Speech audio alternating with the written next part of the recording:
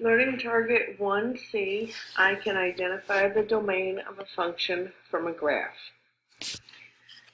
First, let's define domain. Domain, D-O-M-A-I-N. Domain are the x values used in a function.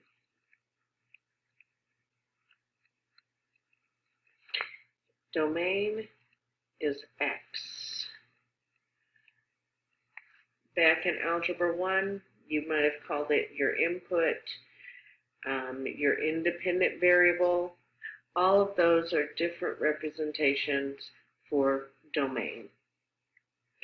So let's look at this first example. We have a graph here. We'll call this example 1. And with this graph, first let's think about the parent function. As we look at this graph, we notice that the parent function is an x cubed. When we're looking at a graph and we determine what x values can be used, we want to examine the graph from left to right. We always read graphs from left to right. So as we read this graph from the left, we notice that there's an arrow at the left side of our graph, which means that our graph continues forever in the negative direction. So we follow our graph to the right and we notice we have another arrow, which means that our graph continues forever in a positive direction. Therefore, we do not have any domain restrictions. We are using all of our x's because this particular graph continues forever in both directions. That means our domain is negative infinity is less than x, which is less than infinity. Or we can write that as all real numbers, which is an interesting looking R with two vertical lines. So now let's look at example 2. Example 2, we're going to again look from the left to the right. We notice on example 2 that we do not go any further left than right here. And since we're not going any further left than right here, that's where we're starting. That's where our x is going to begin.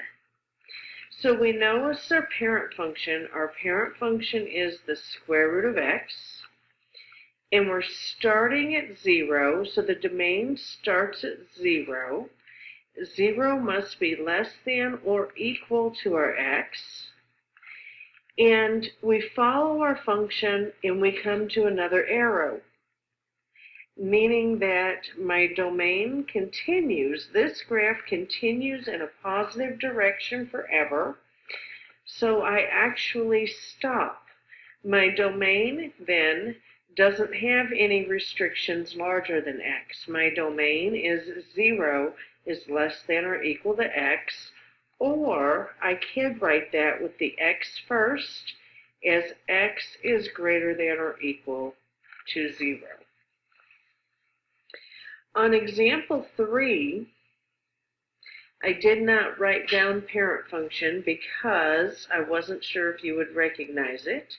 The parent function of this is actually a semicircle, but what we're looking for is the domain. So again, we're going to look simply from left to right, which x's are being used. So we start with -1, -2, -3, -4. We start with -4. So we have a -4 is less than or equal, because there is a closed circle here, to our x. And then we continue to the right. So now we're going 1, 2, 3, 4. We stop again at +4. We do not have any arrows here. So our x stops at +4. So my x must be less than or equal to positive 4. What this says is my x is between negative 4 and positive 4, and negative 4 and positive 4 can be included. So that's how I write that domain.